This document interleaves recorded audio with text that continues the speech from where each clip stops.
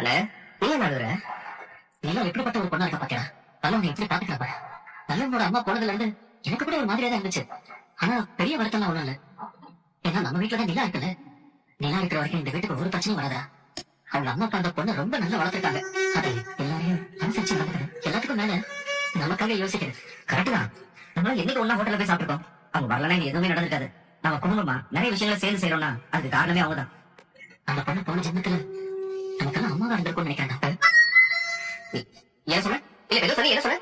ஆமாண்டா, அந்த பொண்ணு போன ஜென்மத்துல நம்ம எல்லாருக்கும் அம்மாவா இருந்திருக்கும் தான் நினைக்கிறேன். அந்த பந்தம் தான் இந்த ஜென்மத்திலையும் தொடருது. இல்லன்னா அந்த பொண்ணு ஏன் நம்ம மேல இவ்வளவு அன்பா இருக்குன்னு சொல்லு. பல்லவனையே இவ்வளவு அக்கறையா பாத்துக்கணும். நான் திரும்ப கேட்டா அப்பவாதே நிலைமை புரிஞ்சு மாத்தி பேசுவேன்னு பார்த்தா திரும்ப அதே வார்த்தையை மாறாம அப்படியே சொல்றேன். அம்மா அம்மா அப்படி பாக்கலாம் போறேன். தங்கச்சி தானே சொல்லக்கூடாதுன்னு சொன்ன. அம்மான்னு தானே சொன்னேன். அண்ணே உன் முறையை கல்வி தான் பேசுங்க எப்பவுமே. நீ இதுக்கு தங்கச்சிங்கிற வாதம் எவ்வளவோ பரவாயில்ல. இப்ப எதுக்கு என் அம்மா தான் சொல்லிருக்கேன். அவங்க பொண்டாட்டின்னு பொண்டாட்டி